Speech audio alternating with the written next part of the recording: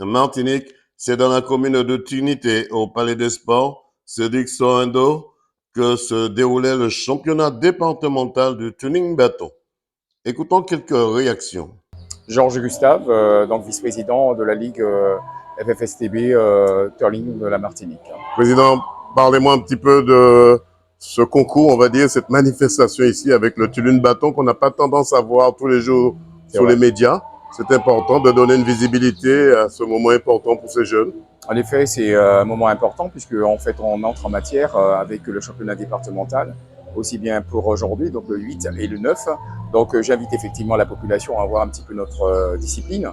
Toujours effectivement très difficile à pouvoir effectivement à être visible, puisque en fait on sollicite beaucoup les médias. Merci encore à KMT qui justement qui fait toujours ce pas pour nous, cette démarche, pour effectivement rendre visible en tout cas donner en lumière un petit peu notre discipline. Merci encore pour cela. Donc je disais effectivement, c'est une manière aussi déjà de faire d'entrer en matière, puisque en fait nos jeunes du haut en N3 seront effectivement d'attaque aujourd'hui et demain. Donc on aura effectivement les N1 et les N2 qui entreront en matière. Voilà. Est-ce que ces jeunes partiront un jour défendre les couleurs de la Martinique? Ah, bien entendu, pour beaucoup qui sont déjà partis pour le championnat de France, donc à l'Hexagone. Donc j'invite encore effectivement à cette population à voir, mais aussi à encourager fortement nos jeunes qui sont aussi qui sont des talents aussi. On a vraiment de vrais talents qui se déplacent et qui vont vraiment, qui se mobilisent pour faire de choses extraordinaires et aussi de se confronter à ceux qui sont effectivement à l'Hexagone. Un championnat étalé sur 2 jours. Alors ce championnat, effectivement, championnat départemental sur 2 jours, donc le 8 et le 9.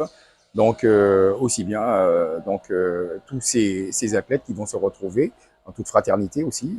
Et puis donc 8 et 9, je le dis encore, pour regarder en tout cas, pour admirer un petit peu ces jeunes et encourager ces jeunes qui pratiquent le turling bâton de la Martinique.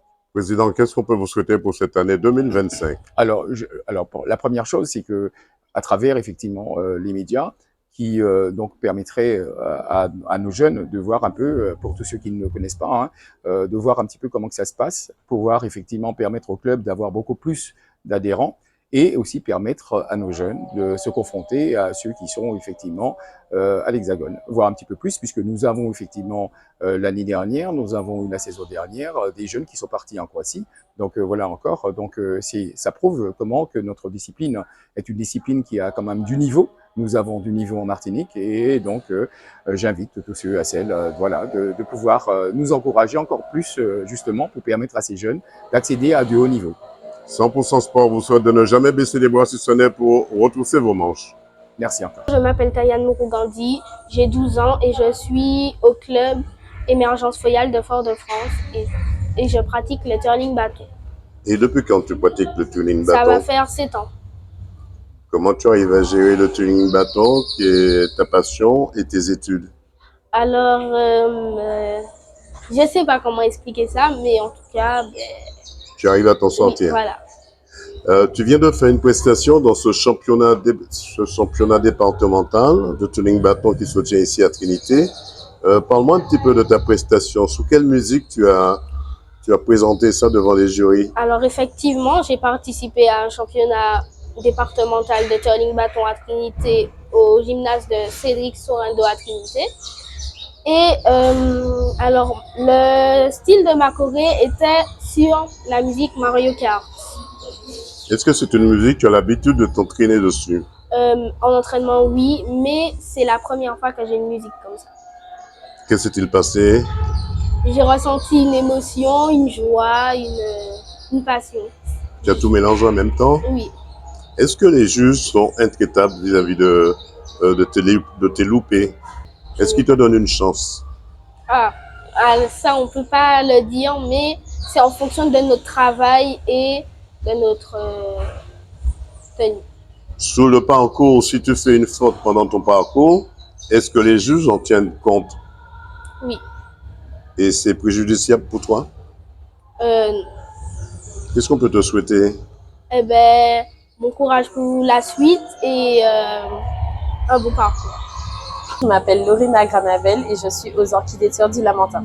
Alors, comment ça se passe, ce championnat départemental pour vous? Alors ça se passe bien, je suis arrivée première de ma catégorie, donc C'est de bon augure pour la suite.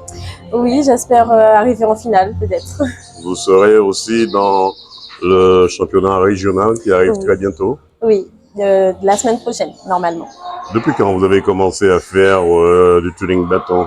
Alors j'ai commencé quand j'avais 8 ans, du coup en N3, et là je suis en senior N2. Alors, dans les seniors, dans quel état d'esprit étiez-vous quand vous êtes rentré faire votre prestation? Alors j'étais plus à la rigolade en rentrant, mais aussi un peu stressée, mais je me suis dit ça allait aller, et c'est allé. Vous êtes déjà parti pour représenter la Martinique? Alors je suis déjà partie en 2016 en solo N3 et je suis arrivée 3e de France. Et là, je suis repartie aussi en 2018 en groupe et on est arrivé premier, champion de France. Et là, j'espère repartir cette année. Dans quel état d'esprit vous vous trouvez face aux examinateurs?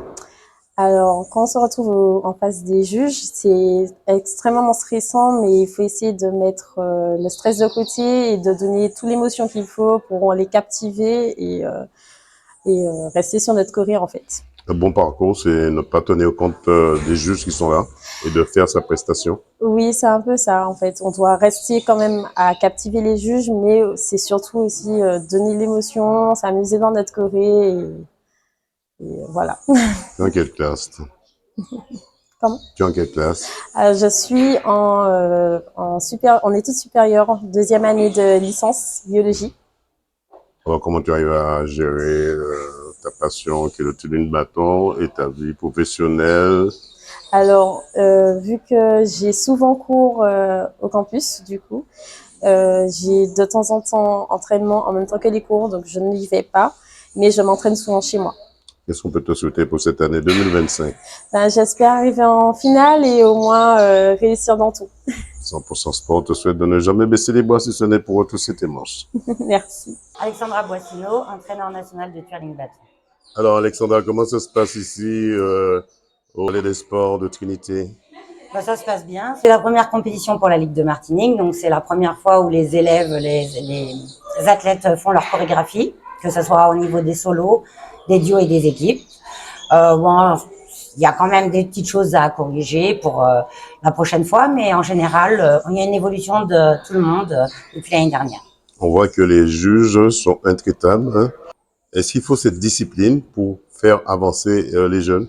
Oui, c'est une discipline qui peut faire avancer les jeunes, même dans leur vie. C'est une discipline bien rigoureuse qui demande de la concentration, de l'endurance, de la dextérité par rapport au maniement du bâton, de la souplesse par rapport au mouvement du gym et du côté théâtral avec le côté musical, quoi. C'est une discipline très noble. Oui, c'est très noble, oui, évidemment. Et je pense qu'en Martinique, ça pourrait intéresser plein de jeunes parce que c'est une discipline qui est nouvelle et du coup qui propose de faire de la pratique en individuel et par équipe, donc qui développe aussi l'esprit d'équipe. Dans quel état d'esprit le groupe que tu entraînes se trouve? Ça va, c'était quand même le premier stress de la première compétition.